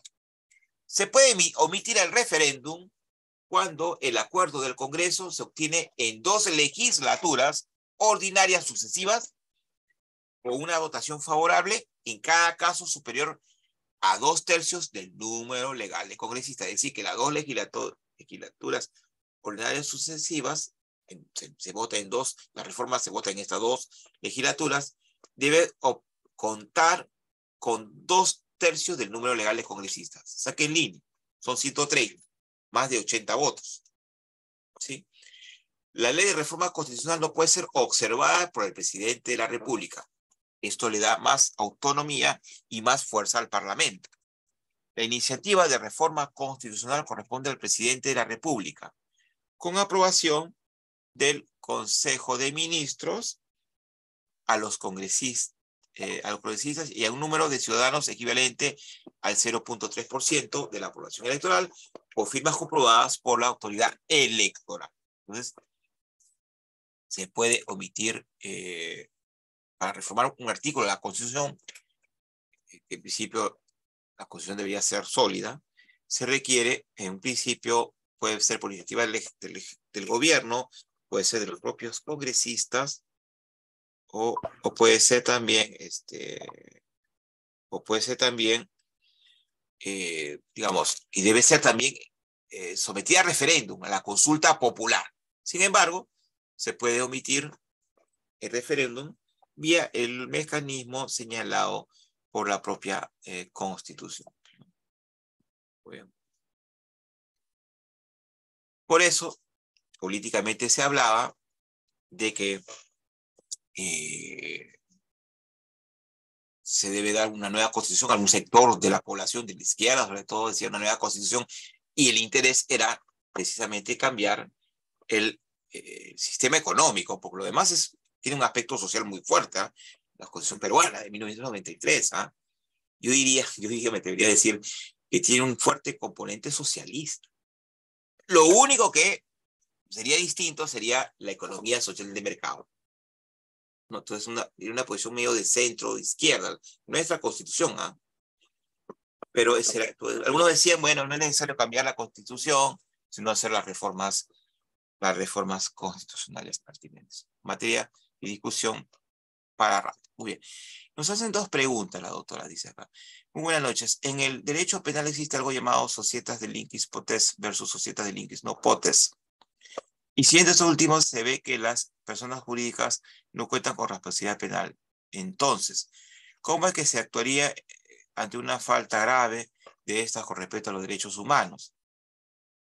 Se me vino esto a la mente porque hace un momento se mencionó que las personas jurídicas también cuentan derechos fundamentales, y en esa línea me encantaría saber algunos ejemplos de esto.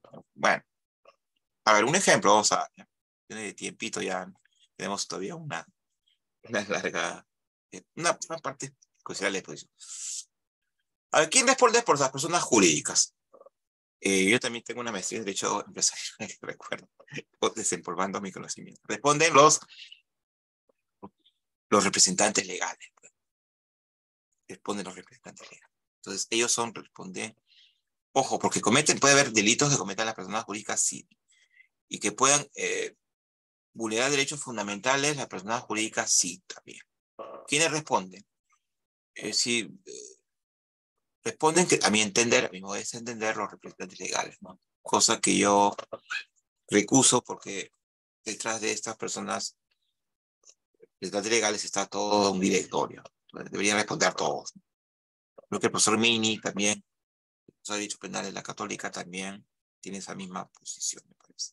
Muy bien, entonces, quien respondería son las personas, los representantes legales. Bueno, ¿qué delitos? Puede haber delitos medioambientales, delitos laborales. Se me ocurren esos delitos, ¿no? Que podría, incluso una cuestión, un delito medioambiental podría afectar derechos fundamentales de una determinada población, de una determinada comunidad, por ejemplo, ¿no? Entonces responden eh, estos representantes legales, me parece. Bueno, la segunda pregunta, ¿el poder constituyente se puede suprimir derechos fundamentales? La Convención Interamericana intervendría en hipotética. Por supuesto por supuesto que no puede suprimir derechos fundamentales ni derechos constitucionales un poder constituyente. Es muy buena pregunta la que nos hace el doctor Giovanni Morris Henry, ¿no? Paredes. No, por supuesto que no, ¿ah? O sea, toda reforma constituyente, votado por constituyente, que quiera instaurar una nueva constitución, porque es el instrumento, ¿no? No puede, a través de esa nueva constitución, restringir, suprimir, eliminar derechos fundamentales ni derechos humanos. Sí podría intervenir la Corte Interamericana. ¿Se acuerdan ustedes? El caso de las leyes de amnistía, voy a tener un ejemplo, ¿no? La Corte Interamericana estableció que esas leyes eran incompatibles con las propias normas de la Corte Interamericana. Entonces, definitivamente no puede suprimirse. Además, los derechos humanos y los derechos fundamentales son progresivos, no regresivos. Cualquier norma que restrinja o elimine derechos, o cualquier norma suprema, como la Constitución, imposible. Bueno, la Constitución, ya hemos hablado un poco de ella, ¿no? Vamos el tribunal tiene unos cuantos conceptos en su jurisprudencia en esta antigua, en la 20-2003, ahí nos habla del carácter dinámico, no estático de la Constitución. ¿Eh? La Constitución política de un Estado es un conjunto de valores, principios y reglas. Es el eje principal que asegura la unidad del ordenamiento jurídico. No, entonces, es la piedra angular, la Constitución, ¿no? Y hemos dicho, y hemos hablado un poquito, ¿no? La norma fundamental, a la cual se fundamentan las demás normas de derecho, ¿no? En un país como la nuestra, en la Constitución, por ejemplo, tenemos las normas infraconstitucionales, que son las leyes o normas con rango de ley, como leyes o decretos o de otras normas, decreto legislativo, por ejemplo, carácter regional, y debajito de ellas las normas infralegales como los decretos y resoluciones administrativas de carácter general. Entonces, la idea es que estas normas inferiores se aprueben y dicten en armonía y consonancia con la Constitución. Porque la Constitución es un instrumento jurídico, por eso se dice, porque, repito, encarna valores, principios y reglas, y además es instrumento político. Y se establece los poderes del Estado, el equilibrio de poderes, check and balance, que hemos visto algo. Estos temas que hemos dictado es como para un curso de Derecho Constitucional, ¿eh? Realmente. Pero bueno, la institución nos pidió que lo dijéramos. Y realmente es una pincelada. Es para una clase de Derecho Constitucional, para un curso, ¿eh? Realmente. Pero bueno, es una pincelada que hemos estado haciendo un esfuerzo. Entonces, por eso dice que es un instrumento jurídico político, ¿no? Entonces, y la norma es parte o representa una decisión política y jurídica por excelencia y el fundamento central del sistema constitucional en su conjunto. El intérprete constitucional, que es el juez constitucional, juez del Poder Judicial del Tribunal Constitucional, analiza la vigencia de las disposiciones de menor jerarquía, cuya garantía de vigencia se encuentra supeditada a la conformidad que guardan con el espíritu de la norma constitucional. Es decir, las normas de inferior jerarquía, las que hemos dicho, leyes, normas con rango de ley, normas infraconstitucionales, ¿no? Y las de tercer nivel, como las normas infralegales, resoluciones y decretos, resoluciones de carácter administrativo, tienen que guardar armonía y consonancia y no contravenir la Constitución y los valores que ella encarna. ¿Cuáles son las fuentes de derecho? También ya hemos dicho un poco, ¿no? Un poco acelerando el paso. La Constitución es primerísima fuente de derecho, ¿no? Porque es la norma suprema. ¿Y por qué es fuente de derecho? ¿Ah? Para la judicatura constitucional, pero también para los jueces ordinarios. ¿Ah? Porque ella, repito, porque en ella se encarnan, recogen bienes, valores, derechos fundamentales de personas naturales, mayoritariamente, y personas jurídicas, derecho público y derecho privado. Entonces, por eso que constituye, cuando se quiere resolver una controversia constitucional, ¿a dónde tiene que mirar el juez intérprete? A la Constitución. Y decir, estos hechos que se denuncian como vulneratorios o amenazantes de derechos fundamentales, ¿estos derechos están en la Constitución previstas o no? Y a raíz de esa interpretación, adelantando también, a raíz de establecer el espíritu de esas normas, para el caso concreto, materia de controversia, determinar, establecer a través de sus fallos, de la jurisprudencia, si se vulneraron o amenazaron derechos fundamentales, en base a las pruebas, obviamente, que les traen las partes demandante y parte demandante. ¿No? Entonces, la Constitución es la primerísima, la principal fuente de derecho en un determinado Estado, ¿no? Y el tribunal, su máximo intérprete, su defensor, ¿no? ¿Por qué dicen? ¿No? Porque no es porque el tribunal defienda rajatabla la Constitución, sino que el tribunal, al momento de resolver una controversia en última instancia, e incluso en el proceso de inconstitucionalidad y competencial que son de exclusividad del tribunal, incluso en esos momentos el tribunal tiene que mirar la Constitución, pues, ¿no? Las bases políticas incluso de la Constitución, no solamente los bienes, valores y derechos. Esa es la extracción, ¿no? Bien. El muy querido magistrado, ya fallecido hace unos años, Ramos Núñez, en un voto, un fundamento de voto, en la sentencia emitida en el expediente 14 de 2015, nos dice, EPI nos dice que la Constitución es norma jurídico-política suprema en nuestro ordenamiento, ratifica ese concepto, ¿no? Y no existe otra fuente de derecho que se le oponga, ¿no? Muy bien. Pero sin embargo, hay un autor mexicano, Carpizo, que indica, pues, que puede haber normas, es un autor mexicano, ¿eh? Normas constitucionales inconstitucionales. Y podría haber una antinomia, un conflicto entre una norma constitucional y una norma convencional, una norma del Tratado de Derechos Humanos, por ejemplo. ¿Cuál primaria? La que el Código Procesal ha dicho, la que mejor favorezca o defienda los derechos fundamentales o los derechos humanos. Muy bien, ¿qué más tenemos?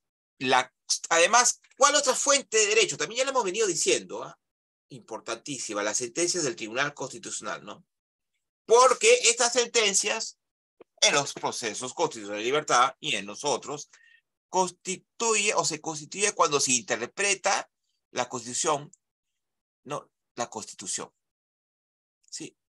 Entonces, y además es vinculante estas decisiones porque defiende no la Constitución como instrumento, repito, sino defiende los valores, los principios, los derechos que establece la Constitución. A eso se denomina interpretación constitucional, ¿sí? Entonces, ¿qué hace el juez intérprete? Porque el principal intérprete es el juez. Debe dejar de lado cualquier interpretación formalista de una norma o concepto, ¿no? Formalista. Lo que importa es la parte sustantiva, ¿no? Entonces, el juez, en su labor, pues, de reconocer y tutelar, reconocer, porque tiene que reconocer los derechos previstos en la Constitución, debe superar cualquier dificultad, limitación o formalidad que se dificulte en este quehacer. En la sentencia, en el expediente, bueno, como he pedido que digas expedientes sobre estos temas, pero yo estoy desarrollando un poco más. En el expediente 16 de la EPI nos ha dicho que la interpretación hecha dentro de lo constitucionalmente posible, interpretación contemporánea actual, ha permitido que el Perú comprender como ámbito de acción el amparo contra resoluciones judiciales. Hemos hablado, habeas corpus contra resoluciones judiciales, ¿no? Pero solamente este amparo, y también diríamos este habeas corpus, no solamente va a tutelar o va a tutelar el derecho a la tutela procesal efectiva, ¿no? Y el debido proceso, sino también cuando sirve para evitar la violación o amenaza de violación de los derechos implícitos, ¿no? Otros derechos que no están explícitos en la Constitución, ¿no? En la sentencia 439-2018, el proceso de amparo el tribunal ha dicho que la interpretación constitucional debe encontrarse orientada a relevar y respetar la naturaleza de la Constitución como norma jurídica vinculante in toto y no parcialmente. O sea, el tribunal dice, debe respetarse la totalidad de la Constitución y todo lo que contiene ella. Y esta vincula al poder público que incluye al Tribunal Constitucional, incluso el Poder Público, quiere hasta el gobernante, hasta los gobernantes o la gobernante actualmente, ¿no? Nadie está exenta de cumplir lo que la Constitución mande y la sociedad en su conjunto. No está exento de, nadie está exento de cumplir la Constitución. Entonces, la doctrina jurisprudencial exige que los jueces interpretan y aplican las leyes o normas con rango de ley y los reglamentos según los preceptos y principios constitucionales, ojo, incluso los principios que están en el Código Procesal Constitucional. Repito, ¿qué principios? Perdón. De socialización, igualdad, economía procesal, gratuidad, etc. Y los reglamentos también, etc.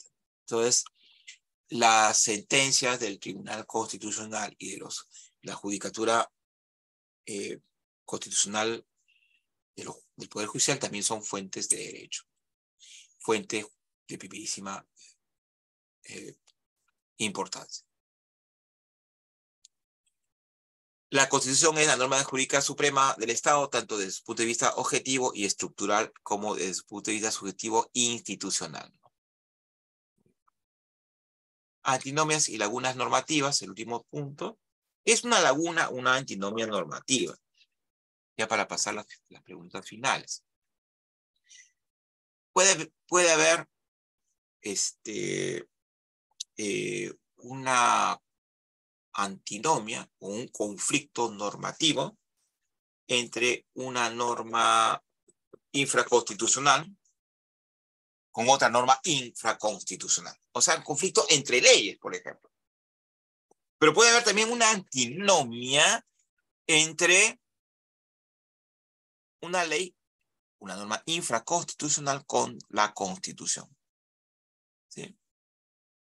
Entonces, en este caso, a ver, en el primer caso, cuando hay un conflicto de normas infraconstitucionales, ¿cuál es la que se debe privilegiar? Aquella norma que tutele mejor los derechos fundamentales o constitucionales, o que respete mejor. Y si hay una antinomia entre la Constitución y una norma infraconstitucional, ¿cuál se debe preferir? La norma constitucional. Y existe lo que ya habíamos hablado un poco antes, el control difuso de la constitucionalidad, ¿no? Que repito que los jueces deben aplicar una norma, en el caso concreto, cuando esta norma vulnere o amenace derechos fundamentales o constitucionales o contravenga la Constitución.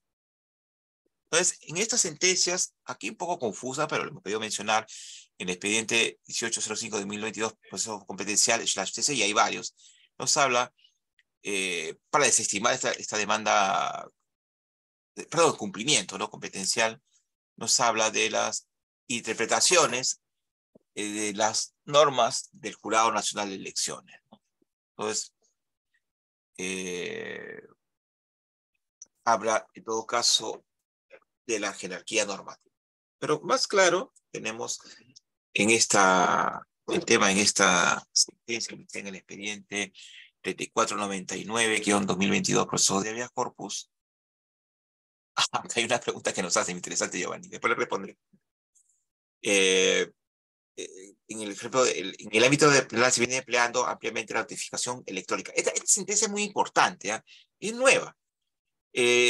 Nos habla de la notificación de la sentencia condenatoria. Yo trabajo en la Comisión de Habeas Corpus del Tribunal Constitucional, por eso me encanta mucho el habeas corpus, como ustedes pueden ver, he puesto un poquito más de énfasis. Entonces, por ejemplo, aquí dice, o sea, aquí se denuncia en este caso que una persona condenada no fue debidamente notificada. Y no es suficiente que notifique a su abogado defensor, sino también a él, hasta la decisión, no con cédula. ¿Para qué? Para que pueda dar lectura de las notificación física y pueda interponer el recurso de apelación correspondiente. Entonces, en este caso se decía que en el ámbito penal se emplea la notificación electrónica prevista en la Ley Orgánica del Poder Judicial, pero no fue prevista extrañamente por el nuevo Código Procesal Penal. Entonces, nos dice que el artículo 139 Inciso 11 de la Constitución dispone que la aplicación de la ley más favorable al procesado en caso de duda o de conflicto entre leyes penales. Conflicto antinomia entre leyes penales.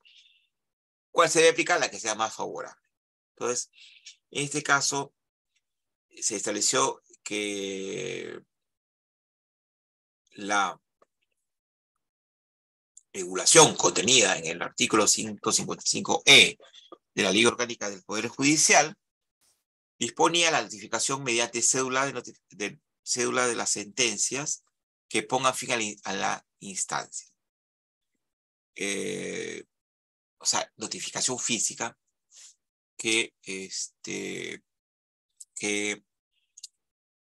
favorezca o garantice que el imputado, condenado, pueda conocer de forma efectiva la sentencia y que con ello acceda de manera oportuna a su conocimiento y pueda impugnarla antes de que surja alguna consecuencia irreparable, ¿no? Es decir, que debe conocerla, conocer los fallos, los agravios que le produciría para que a través de su defensa prepare e interponga el recurso de apelación. Entonces el tribunal ha establecido que este conflicto de normas se privilegiará la que mejor favorezca al imputado condenado, que es la notificación en su domicilio real con la sentencia condenatoria para que pueda impugnar, fundada la demanda.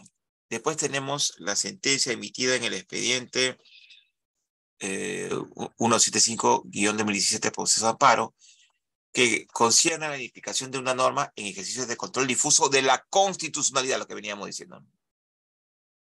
Y nos dice que ese ejercicio no es de exclusividad del proceso constitucional, sino también es un deber de los jueces y juezas de la República, de todo lo órgano jurisdiccional, ¿no? Con prescindencia de su especialidad. No sería necesario, nos dice la sentencia, que esta forma de control constitucional sea planteada como una específica pretensión de la demanda. O sea, no es necesario que la demanda se diga, usted, señor juez, diga, va a ser este control difuso, ¿no?, de la constitucionalidad, ¿no? Sino que bastaría con ofrecerla como una argumentación relevante para resolver la cuestión litigiosa, para que los jueces y juezas operen prefiriendo la Constitución conforme a sus deberes y competencias funcionales. Todos los jueces deben de conocer la Constitución. Si las partes no llegaran a alegar la existencia de incompatibilidad entre una determinada regulación y la Constitución, es decir, entre una disposición o de una norma en general de acusación, en caso de antinomia, los jueces, o detectar esta antimonia, los jueces, a través del control difuso de la constitucionalidad, preferirán la norma contenida en la Constitución. Muchas gracias a todos ustedes. Vamos a responder a la pregunta de Giovanni. Muy buenas preguntas, doctor Giovanni. Dice, si ha existido antinomia entre la Constitución y la Convención Interamericana, que yo sepa, no. Que yo sepa. Van de la mano. Porque coinciden, pues, ¿no? En la defensa, la tutela de derechos humanos, los derechos fundamentales. Pero de existir, hemos dicho de existir, ¿cuál se debe preferir? Aquella que tutele mejor los derechos humanos y los derechos fundamentales de las personas. Y a eso ¿cómo se arriba? A través de la interpretación, porque hagan los intérpretes. ¿Quiénes son los intérpretes? Los jueces. ¿Qué van a interpretar? Las normas, ¿no? La norma que mejor tutele derechos. Extraigo la norma, que es una norma abstracta, y la aterrizo al caso concreto. Entonces, de esa forma reservo mejor la controversia constitucional. Interpreto, ¿no? Interpreto. Entonces, ¿más preguntas? ¿Qué artículos o libros les puedo recomendar? Bueno, eso lo puedo mandar por chat a la institución. Giovanni, gracias por su pregunta, muy interesante. Parece que usted es estudiante de Derecho, ¿no? Wow, muy acucioso, lo felicito. Sí, por la institución vamos a... Estudiante, muy bien, los estudiantes están frescos. Los felicito a todos ustedes, todas y todos. Gracias a la institución. por la invitación. Espero haya sido satisfactoria esta clase que, como repito, es una pincelada de estos temas que son como para todo un curso, pero hemos querido hacerlo de una forma muy amena, muy, muy didáctica, si se pretende, ¿no? Si así se ha pretendido, ¿no? Preguntas, colegas, comentarios, críticas, inconformidades. Somos una sociedad plural. Soy pluralista. Más preguntas. En estos minutos nos quedan 9 minutos. Así exacto. Así Gracias a es, todos y doctor. todas. Estimados participantes, recordarles que para poder hacer preguntas, aparte de dejar en el buzón del chat, también pueden activar la opción levantar la mano y yo de manera muy gustosa les voy a estar brindando la palabra, les voy a desactivar el micrófono a las personas que activen la opción levantar la mano para hacer las preguntas. Gracias, colegas. Gracias a la institución. Esta es la segunda oportunidad que estamos con ustedes, ¿no, doctora? Sí, doctor, le reiteramos los agradecimientos. Bien, a ver, hay una persona que A ver, está levantando la doctor mano. Giovanni, adelante. A ver, Se fue Giovanni. acá. ¿Qué tal? Buenas noches. Yo quería preguntar si las opiniones consultivas de la Corte Interamericana de Derechos Humanos son vinculantes o no. Muy buena pregunta. Lo felicito, Giovanni. No, a mi entender no son vinculantes. Las opiniones consultivas. ¿Quién consulta? Los estados, ¿no? Las opiniones consultivas no son vinculantes, pero sí, porque no son propiamente jurisprudencia, pero sí creo que ellos son recomendaciones o son opiniones que sí pueden tener cierto efecto, ¿no? Vinculante per se no lo veo así.